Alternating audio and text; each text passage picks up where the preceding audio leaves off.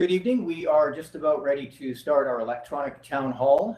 Thank you very much to everyone who is joining us for this event. We are recording, as you heard, and this will be available on YouTube for anyone to watch after the fact.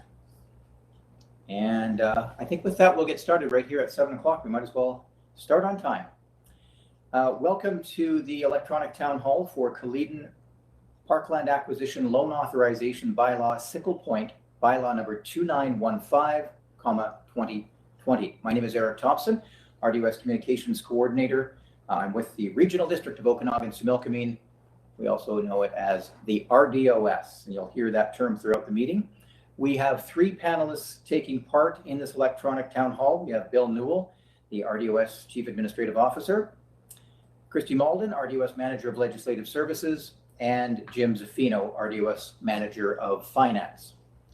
In just a moment, we'll provide some information about the alternative approval process for Culleton Parkland Acquisition Loan Authorization Bylaw Sickle Point.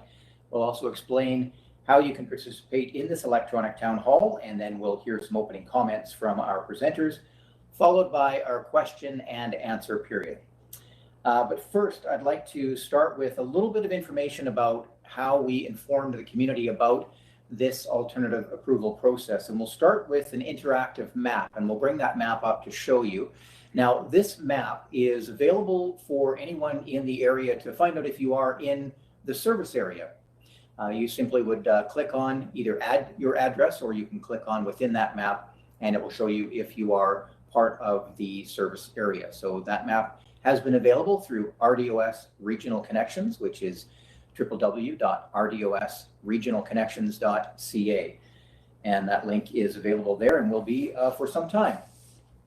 Now, here's how we went about informing the community about this alternative approval process. Ads were taken out in local newspapers, and there were statutory ads, statutory requirement, but also additional ads as well. We had ads in the Penticton Western and the Penticton Herald. We have our information website that I mentioned, RDOS Regional Connections, and also the RDOS website. There is a link there for the alternative approval process. We're also using the RDOS Facebook and Twitter social media channels to provide information. And Civic Ready, our mass notification system, has been used as well to contact residents about these events. And there is a mail out. Now, you may have received that mail out already, you may not have, but the intent was to get it out to the households in advance of this meeting, but it certainly will be there well in advance of the end date, February 8th, for this alternative approval process. We understand the mailer may not have reached all voters prior to this meeting, but it is deemed beneficial to have the town hall meeting early in the approval process to allow voters to make an informed decision. Additional opportunities for information and questions will be provided throughout this process. We've also posted notices on community bulletin boards and at the library in Culleton. And of course, this public meeting, which will go until 8 o'clock this evening, we will wrap up at 8 o'clock. And if it is determined that an additional meeting may be required, we can certainly look at that public meeting. During this electronic town hall, anyone wishing to ask questions via WebEx or telephone will be given an opportunity to do so based on the time available. If a second electronic town hall is determined to be needed, one will be scheduled. If you are participating by computer using WebEx, please click the raise hand button, which can be found in the participants panel. That's on the right side of your computer screen. This will indicate that you would like to speak. You can also ask questions via WebEx Messenger. That's in the Q&A section that you'll see if you're on the computer. If you are participating by phone, please press 3 on your phone's keypad. This will also indicate that you wish to speak. Having indicated you wish to speak, you will then be placed in a queue until you are invited to speak. Now, before we introduce our panelists for opening presentations and then our question and answer session, a little bit of background. The community wishes to preserve a small section of riparian and wetland area known as Sickle Point. The property is currently privately owned. It is zoned for single-family development, and the actual zoning here is RS1. And it has been identified as having significant conservation values and being of interest to the community for public use. The solution is to raise the funds necessary to purchase the property. It is proposed that the purchase be funded through a composite of fundraising and the community in the community rather, and authorizing a loan through the Regional District of Okanagan-Similkameen. Eligible voters, those living in the Kaleden Parks and Recreation Service area, including ratepayers of Kaleden, Twin Lakes, and St. Andrews, are eligible to vote in this or to make their thoughts known. Apex is excluded. We'll show you that interactive map again a little bit later on, and that may assist in determining whether a property is within the service area. Now, what will happen with the property if the Regional District is successful in purchasing Sickle Point for the community? Uses for the property will be explored by the Regional District, the Penticton Indian Band, and the communities within the service area. And a final note, why? Purchasing Sickle Point will prevent development and preserve and protect critical habitat for species at risk, as well as a rare and endangered riparian and wetland habitat. The protection of this site will allow for continued use of the area for future generations, and Sickle Point is also a sensitive and important Indigenous cultural and heritage site. All right, let's go to our presenters now, and we're going to start with the CAO of the Regional District, Bill Newell. Bill? Thank you very much. So just another part of the introduction. Eric already mentioned that Sickle Point is zoned for single family. The other part of that is it is accessed by a lease approved by the provincial government along the KVR. I've heard questions as to whether there was a legal access. There is, but it's along the KVR.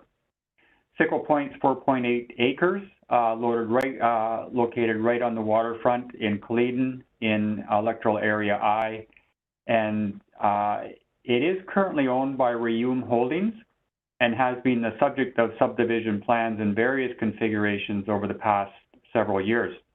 And there currently is an application for a 5-lot subdivision pending. So what brings us now? The property is subject to a mortgage held by Lanyard Investments. The mortgage was allowed to fall into default, and Lanyard petitioned the court for relief. On July 10th of last year, the court ordered that the property be sold, that Lanyard would have exclusive conduct of the sale, but the sale would be subject to the approval of the court.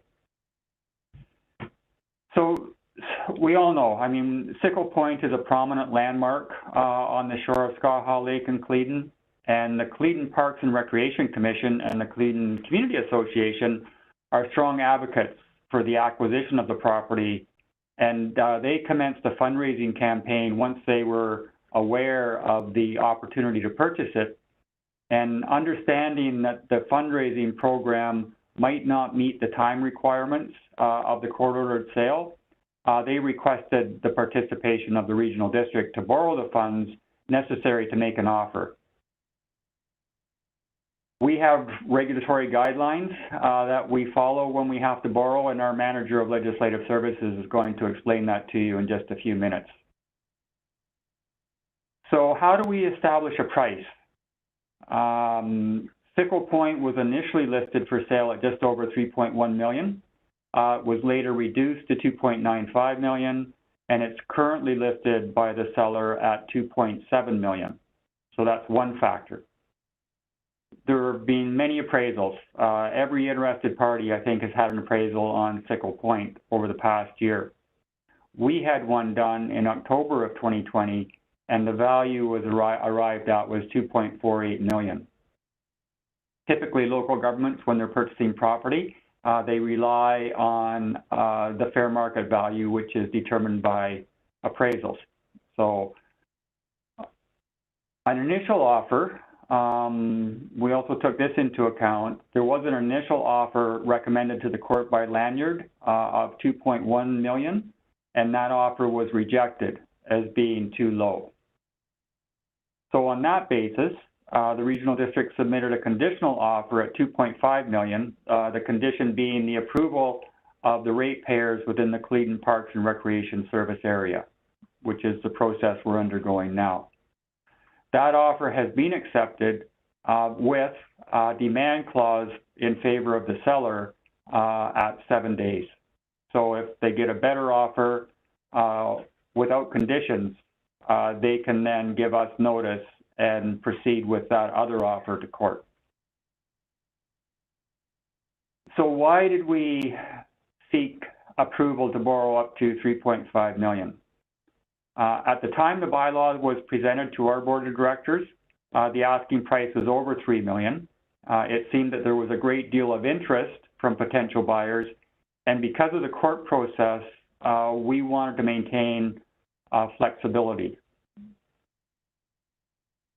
The court process is interesting in that once the seller receives an acceptable unconditional offer, they then are obligated to advise the court, and a hearing is held to consider the offer.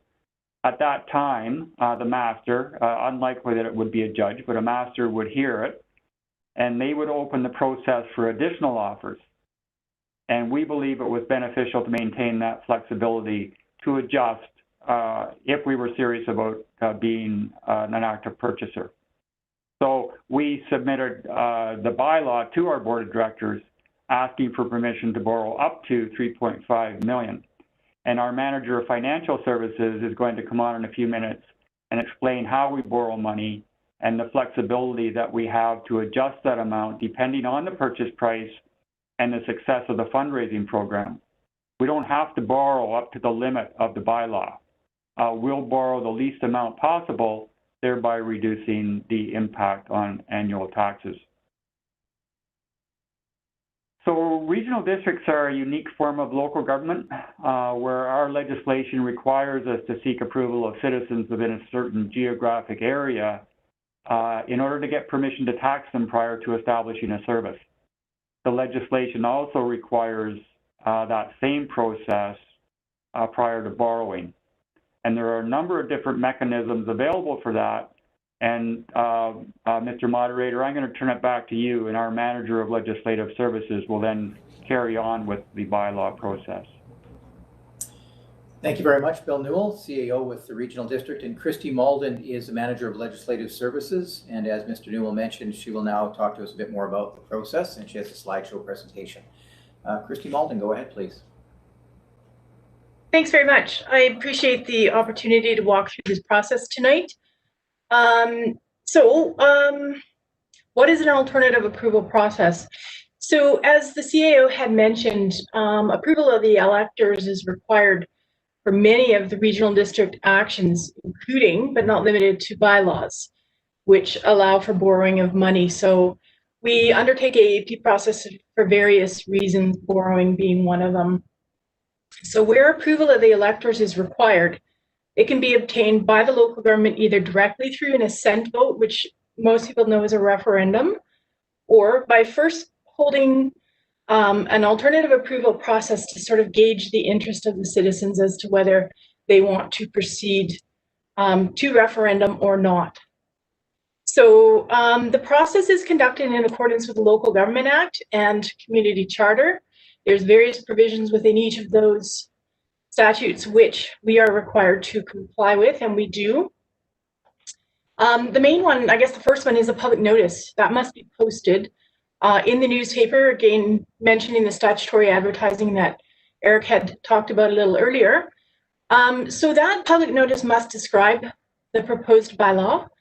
It must include where the area of which the approval applies. So in that case, it's the Cleedon service area. Deadline for elector response forms to be received, and in this case, it's February 8th. The method by which the elector response forms are to be received. So in that form, it spells out how you must return that form to us. And then also the indication as to what may happen with and without a 10% opposition. So if there's more than 10% or more, then the board would consider further action. Less than 10%, and it would go likely go to the board for adoption of the bylaw and then proceeding with the borrowing process from there. So in that notice, we also have to indicate that the elected response forms must be in the form that is established by the board. And that is the form that is available on the website, and a copy which would have gone out in the mailer to all households. That form can be photocopied in advance of signing, but once it's signed, we need the originals back in the office prior to the deadline. You can either mail it in, or you can bring it into the office directly, or drop it in the secure mail slot, which is out at the front of the building. That outlines to who may sign the forms, who eligible electors are. And it's generally the same as if you were voting in an election. The form also outlines the number of response forms required to meet the 10% threshold. In this case, it's 182. So, sorry, Danny, if you don't mind moving that one forward a bit, that would be great. Local government is required to determine in advance that total number of electors in the area to which the process would apply. And I just wanted to talk very, very briefly about this because our GIS department pulls in various data sets, including Stats Canada, BC Stats. They look at the number of parcels within the service area, and they have some pretty intricate formulas as to how they arrive at that specific number.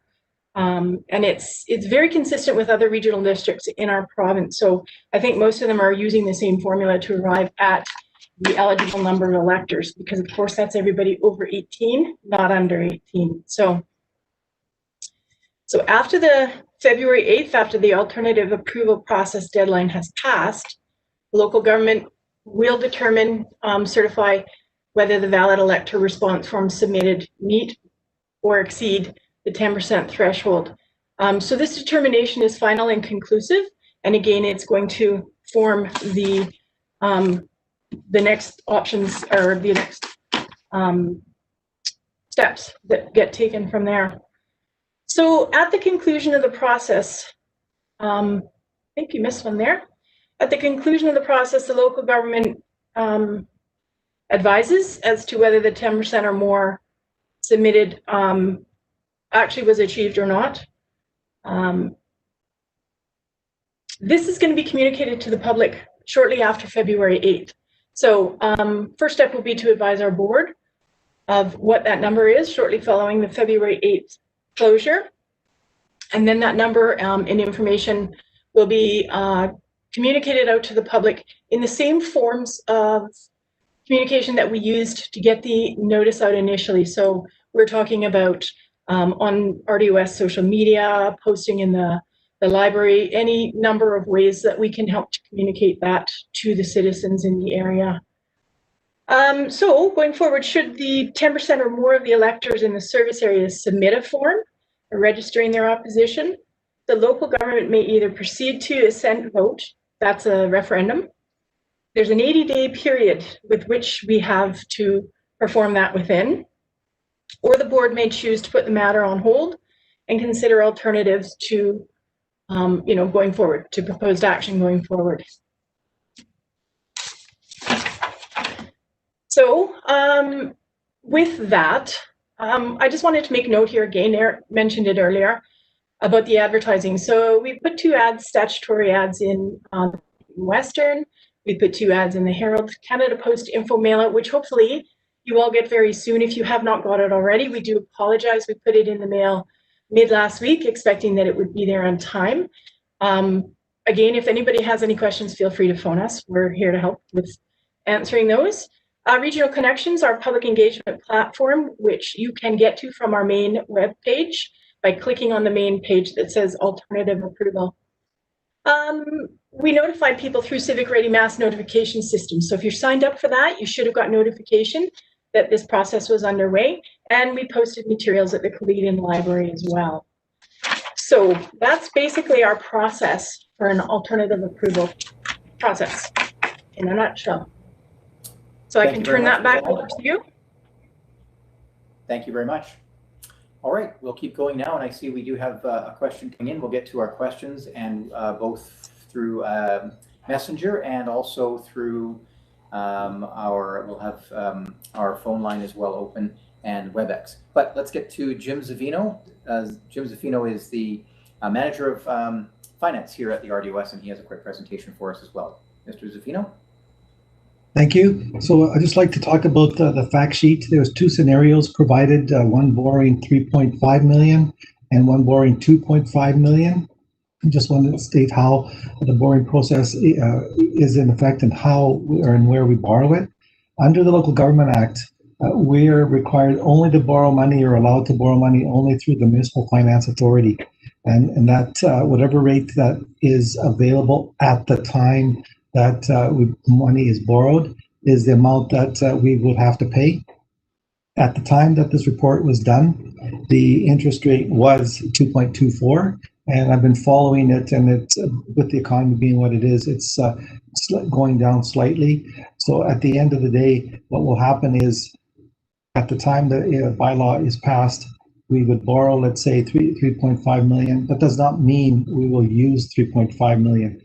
Whatever the cost of the property comes in at is the amount that we ultimately would borrow. It's the borrowing bylaw would just give an upper limit.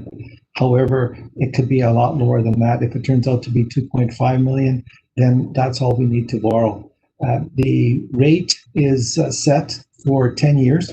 And at the end of 10 years, there will be a new refinancing.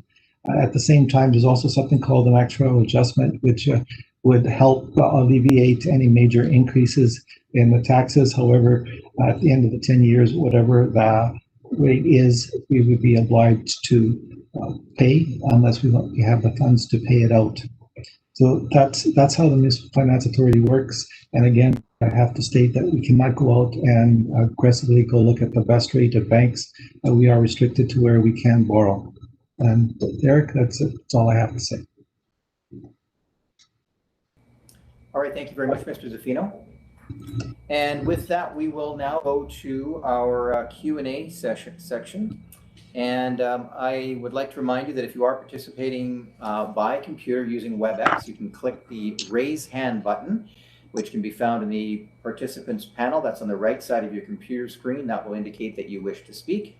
You can also ask questions via WebEx Messenger, and we have a few questions in the queue right now, which we'll get to in just a moment.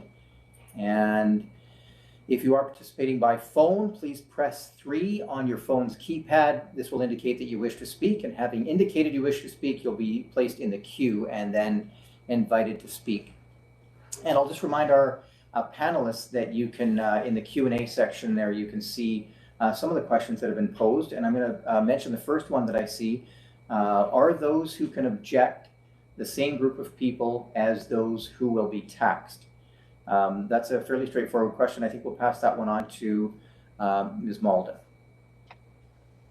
So eligible electors would be able to register opposition.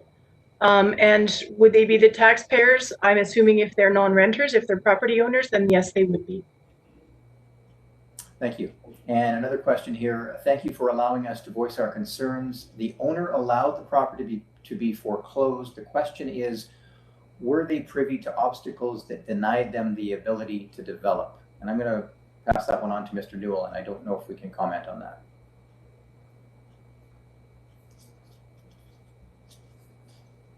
Sorry, could you read that again? It didn't come across clearly to me. Okay. And you can find this one too in the Q&A section. It says, thank you for allowing us to voice our concern. It says, the owner allowed the property to be foreclosed. My question is, why? Were they privy to obstacles that denied them the ability to develop? Oh, yeah, that would strictly be up to the owner as to whether he had the revenue to pay his mortgage or not. All right. Here's another one. We'll just go through a few more of these, and then we'll get to some of our audio questions. This person says, you say the community has expressed interest in preserving this land. How many of the 1,800 electors expressed interest? Was it a majority? Was it a minority? If not a majority, why did you feel you had the right to move ahead with a forced tax? That one may be for Ms. Malden or Mr. Newell.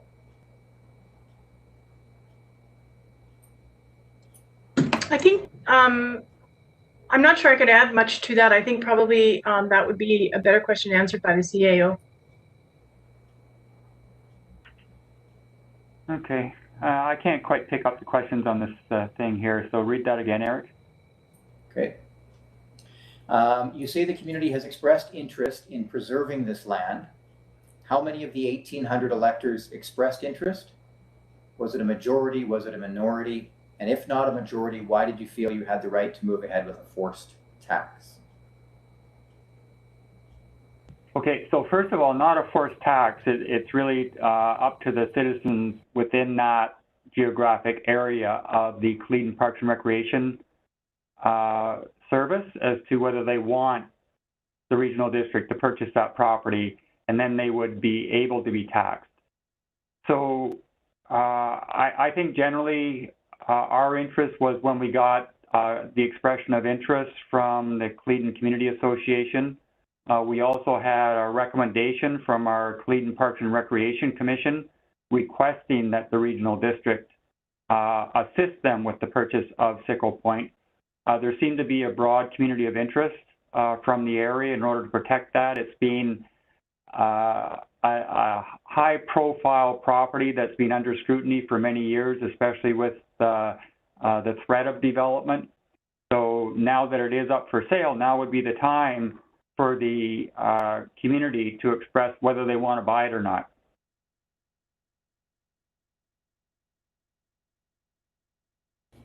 Thank you very much, Mr. Newell. And I will remind people watching that we have on our Regional Connections website, RDOS regionalconnections.ca, a Q&A section. So if there are any questions we can't answer during this broadcast, we will provide those answers on the Q&A section. So I'm just going to go quickly through a few more of these questions that we've had.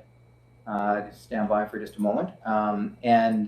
And then we'll get to some of our audio questions here. I'm just trying to adjust my screen here. Excuse me for just 1 second. All right, let's see. Has any government agency previously owned Sickle Point? Would that be something you might be able to answer, Mr. Newell?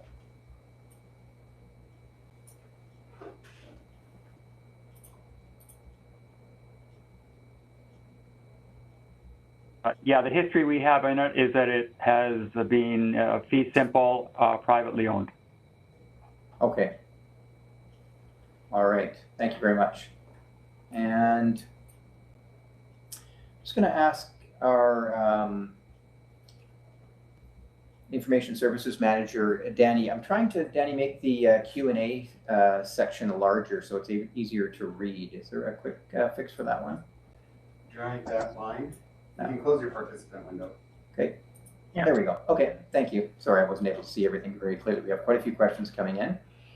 How did it come about that access to Sickle Point is via the KVR? Again, we're going to have to go to Mr. Newell, I think, on that one. Do you know? Yep, that was a negotiation between the province of British Columbia and the property owner. And over a period of time, they worked out what they thought. Every property has to have a legal access. It was surprising that Sickle Point, being privately held, did not have a legal access to start with. And I think the provincial government felt obligated to work out a mutually agreeable term to have access to that. And a follow-up to that, Mr. Newell, someone's asking if the KVR access can be removed. That would be unlikely. Okay. All right, another question then, and then we're going to some of the call-in questions. Regarding the borrowing bylaw, the changes to the tax rate would not begin until 2022. Is that correct? And why is that? We'll go to Mr. Zaffino for that one. Changes to the tax rate would not begin until 2022. Thank you. I could read it, Eric, so I've got it. Thank you.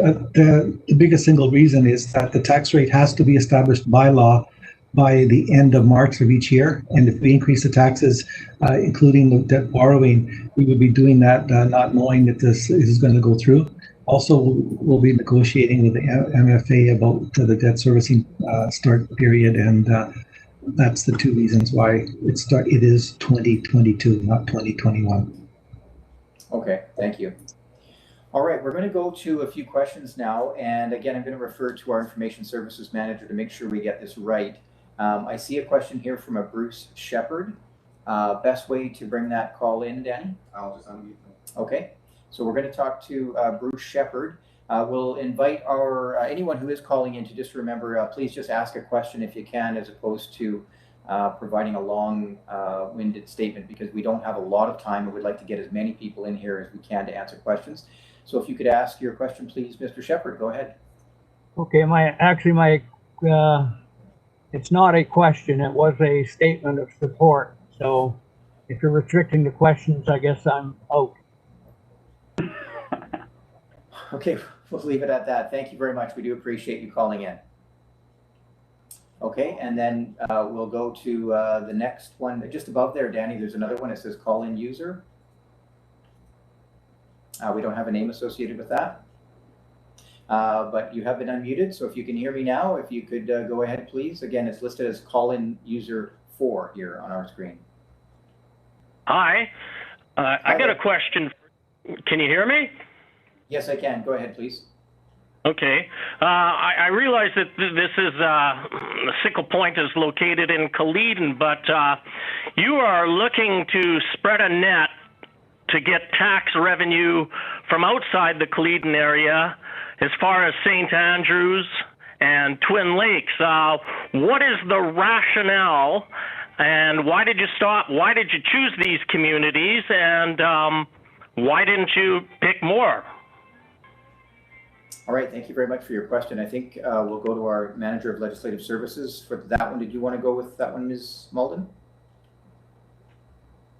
Sure, I can provide some answer for part of that. So every time we borrow money or every time we do anything, we need to have a service area to do that for. Everything we do, we require a service. So this service, borrowing of money to purchase, to acquire the parkland, was appropriate to come through the Culleton Parks and Rec service area. And so that is why that proceeded through that area. And that was specifically the Culleton and Twin Lakes and St. Andrews areas.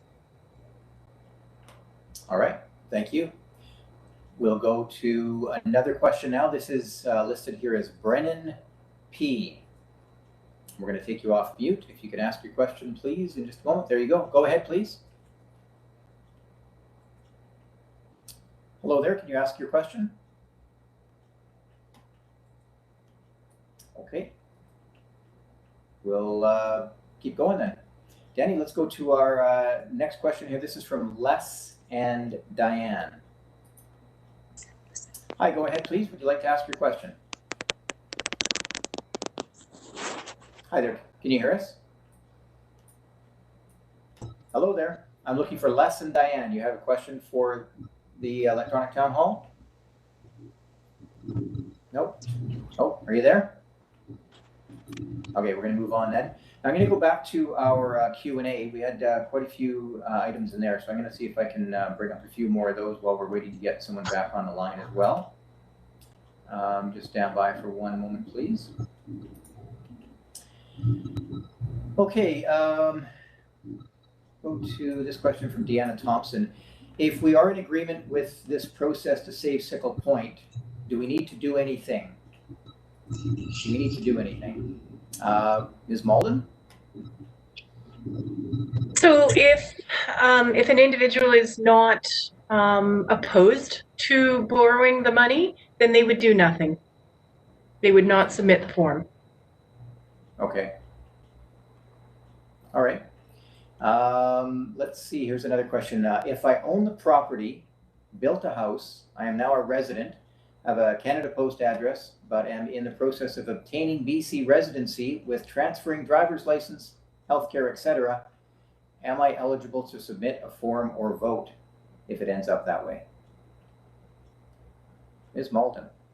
So there's BC resident requirements in the elector qualifications, which are listed on the form as well. So, it depends on how long the individual has been residing in BC. So that if the criteria that's listed on there, I believe, is resident of BC for 6 months. So, but we can double check that. Resident of BC for 6 months, resident of the service area for 30 days. So if they meet that criteria, they're an eligible voter, elector, sorry. Here's a question from Les and Diane Elliott. How is Sickle Point going to be managed? What is the annual cost budget for the management? Who will pay? And what are future operating and capital improvement cost budgets? So there's a lot of questions there. If you want to take that one, Mr. Zaffino, just in general costs relating to any potential amenities there like boardwalks or anything like that, which still hasn't been determined, I understand. That's correct. It has nothing been determined of what's going to be on the property. At this point, there is a Parks and Recreation taxes for all the different amenities that's currently provided. And if there is going to be any more added to that cost, the Parks and Rec Commission would have to make some recommendations, go through the director, and ultimately go through the budget. So at this point, there hasn't been any commitment on adding anything to the property, so there's no extra anticipated cost at this point. Thank you. Mr. Newell, I'd like to ask you to respond to this. We spoke earlier about someone was asking about how much interest there was and that type of thing. When an AAP like this is created, an alternative approval process, there has to be some sort of an indication from the community that the community at large or a portion of the community is interested in trying to preserve the land. Can you talk at all about that process of how the regional district received information that the community might be interested in trying to preserve this land? We got initially invited in through the Parks and Recreation Commission, which are representatives out of that Parks and Recreation service. But there's a strong advocacy group in Cleedon called the Cleedon Community Association, very in tune with the residents in the service area. And I mean, really, we determine interest by the vote. So we started out with the alternative approval process because it's a shorter and quicker process than going to a full referendum. And with the court-ordered sale, there's a certain urgency for us to make a decision. So with that in mind, we have been working closely with the Community Association to determine if there is interest, and we'll know on February 8th. Thank you. Okay, I'm going to take one more question from our Q&A, and then we'll go back to our participants and see if we can bring in a few more calls. There's a question here about the current zoning, and does it allow for development such as vacation rental, nursing home, family home? Also, if the land isn't purchased, would it be available to purchase on the open market? You touched on that earlier, Mr. Newell. Can you add any more to that regarding that question, please? Yeah, the primary use in a single family zone is for a residence.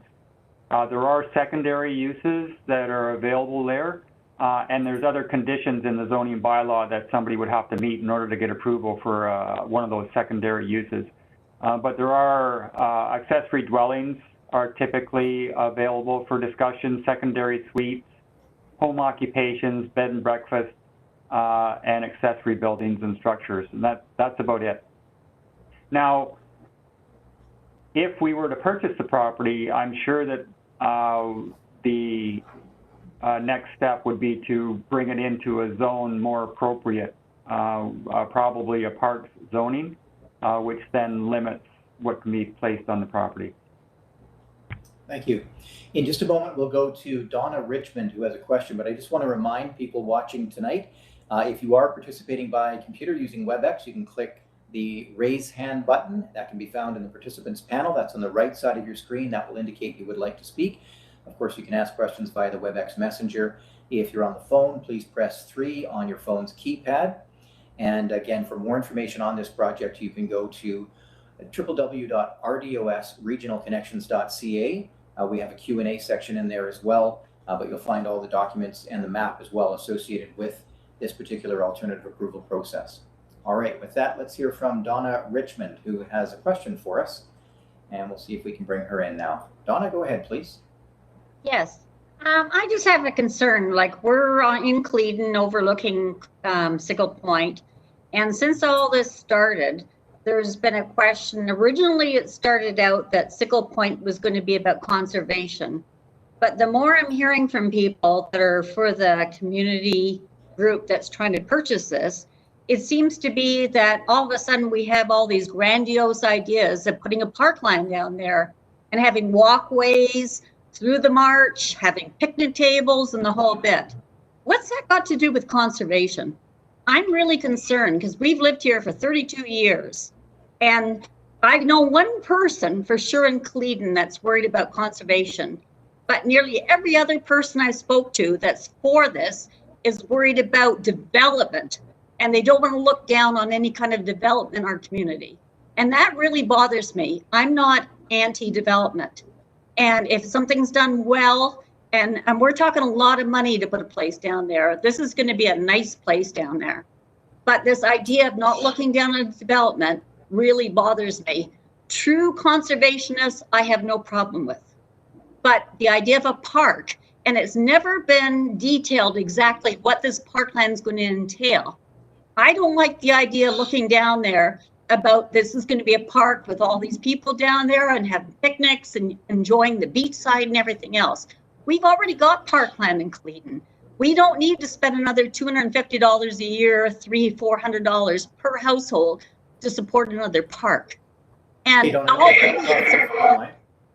pardon me? We'd like to keep going. We're trying to just keep it to questions. I appreciate your point. I think you've made some good points there, but I'm going to pass it on to Mr. Newell, the CAO, to talk about the conservation element, because I think that's very, very important. I agree. That has not been determined yet, from what I understand. Is that right, Mr. Newell? It really, if this land was in fact actually purchased, there would be a number of steps that would have to happen to even determine what would happen with it. Is that correct? I am certain that there will be lots of consultation on the future uses of that parcel if we were to purchase it. At this point, the focus is whether the community wants to purchase that property, and then we can determine the use. Yeah, okay, thank you. And sorry to cut you off there, but we are asking all of our participants to try to stick to just a good question if you have one that we can answer, to provide as much information as possible.